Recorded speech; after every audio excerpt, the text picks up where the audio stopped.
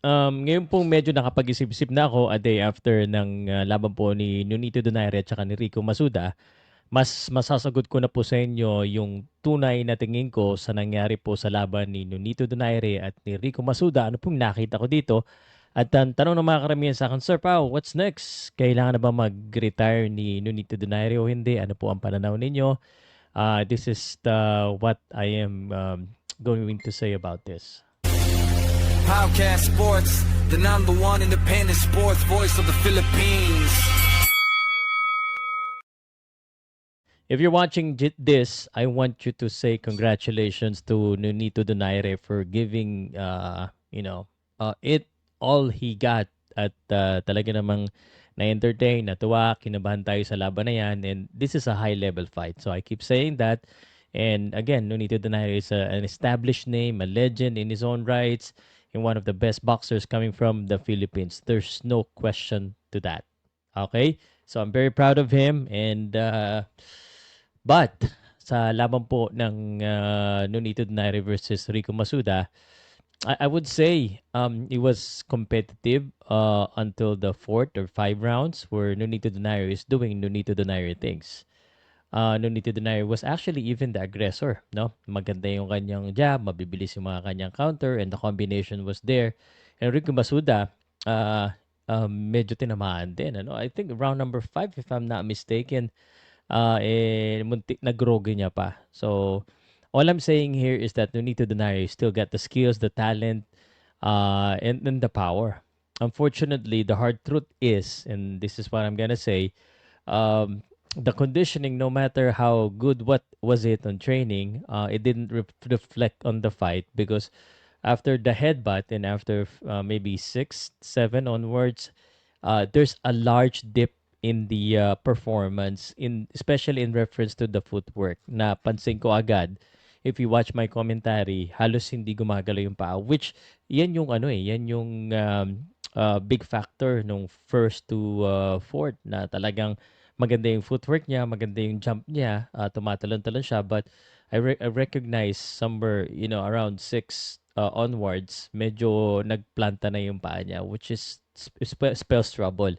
Kaya nga nung pumunta yung round number 7, naganap yung round number 7, kaya siya tinamaan doon, hindi siya masyado nakagalaw. I remember na may mga nakakausap akong boxers, nakikita daw nila yung suntok, gusto nilang ilagan, pero yung katawan nila ayaw na sumunod sa utak nila.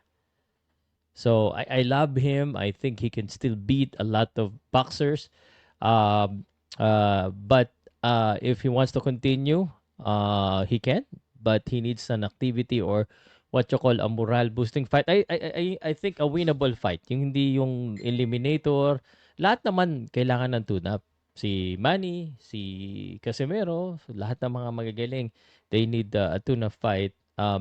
Although I know the mindset of the Donaires palaban, this is ato yung nakaka-proud dito sa laban na ito. Being the older guy, siya pa yung aggressive. Being the older guy, handa siya makipagbakbakan, handa siya makipagsapakan sa bayan. And sometimes, I was against it. Sinasabi ko the last time na yung kay Nonito Donaire where he can choose to hug, he can choose to defend, or laro-laruin na, he choose to be the Filipino Flash. He choose to be a warrior inside the ring. Once I will never forget yung sinabi niya, when you're a fighter, you fight. Na ganon yung instance, no? Pag natamaan ka, babalikan mo agad. And I felt that he could have done something different, no? He should have played around, something like that. But again, this is just my opinion. I don't know if it's right or what's right. But I felt like, pwede namang maging defensive-minded. But he's an offensive-minded kind of guy. He really wants to prove us that he can. And, there's really nothing else to prove for Nonito. So, ayun lang. Ang pinaka napansin ko, biglang a drastic dip. And that's a realization of, the age is a factor. No matter, they said that it's not, and there's science, but ang hirap talaga talunin ng Father Time. Nahalata naman natin na bigla talaga na nag-dip. So, regarding doon sa pag-throw ng towel, I understand the coach. I mean, the fighter is 43 years old. If this was younger, then baka pabayaan yan. He would have more leeways. It looks bad in a way. Of course, nag-surrender. It's never good to surrender for Filipinos. Diba? Ayaw na ayaw natin ng ganyan. But I think majority of the fans understand why. Um, and sa una, syempre, malulungkot ka. But come to think about this, the uh, the corner saw something, and they wouldn't throw in the towel if they didn't feel na in danger ito si Nonito Donaire. So kind of I understand it better now, much better now. Although yesterday I understand it, but now much better. And Nonito Donaire, he would feel bad about this. He doesn't want to go out like that. But um, again, that's why a boxer, there's a coach. So yun. So moving forward, for Nonito Donaire, tinanong na ako kahapon kung anong gusto kong gawin ni Nonito Donaire afterward. It's really up to him and his body. We can see that he can still perform, but to perform against a mandatory guys or top level guys, it's going to be difficult. So although Seiya Chichumi, he proved that he can, but this one, a power puncher yung kalaban niya eh. Yung iba nga, mga bata pa lang, umiiwas na sa mga malalakas sumuntok eh. Yung maganda record, pero hindi malakas sumuntok. So, I felt like, Nonito Donaire, I think, baka gustuin pa rin nila lumaban. I think, and I will tell you what I think later. Because of the warrior mentality nila eh. Pati si Rachel, warrior yan talaga. Pag gusto ni Nonito, he's gonna support him, he's gonna try and make him happy. But for me, I think if he wants to fight, he would need to get a tune-up or activity or a morale boosting kind of fight. There's a lot of factors. The weight, may nagsabi na baka daw mas masyadong mababa yung weight. I don't think so. His happiness, if he's happy fighting. His health, is he putting himself at risk too much? His family, he can just spend time with his family. Sabi nga ni Casimero, may pera na tayo eh. If hindi na gusto ng katawan natin, kumbaga pagbigyan, happy-happy na lang.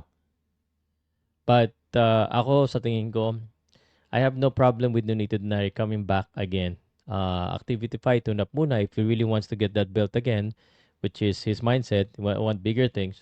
But I think he needs to have a tune-up or activity fight. Novelty fight and even blogger fight is fine with me. I promise, celebrity kind of fight. I mean, I don't know if that's within their agenda, but that's how you make money these days. I'm just an open-minded kind of guy. But he enjoyed boxing. He enjoys training. But he can enjoy it without suffering too much. We already asked so much of our boxers. Sabi ko nga, we're already asking so much of Manny Pacquiao. We're asking so much about Nonito Donaire. Young guys needs to step up and be the guy, the pag-uusapan. So, yun ang masasabi ko. Pero, ito yung last message ko. Gusto ko pa rin matuloy. Kahit sino makalaban niya dito. Kahit siguro yung activity fight niya, pwede niyang gawin sa SMC side sa Cebu. Because I know that's the plan of Omega. And I hope patuloy pa rin. So, I hope ituloy nila Donaire at Seaside, SMC side Cebu. It could be a swan song or it could be my last fight. Ang suggestion ko, although kahit sino naman, basta Nonito Donaire, pero kung talagang puputok talaga ito pag nagawa ng paraan ng Omega na Nonito Donaire versus General Casimero sa Cebu. Ito yung talagang isa sa pinakamalaking laban, and Omega I know can do this. Omega Boxing si Paulo Pio, si Doc J, si Andrew Cinco, kaya nila yan. Marami naman silang pera, maganda para sa mga fans. Medyo kagulo, but it's good for boxing. Magandang pag-usapan, and Omega would certainly get recognized more. But either way, I'm sure, I'm hoping na ituloy nila. Nonito Donaire in Cebu. What do you think, guys? Let me know sa comment section.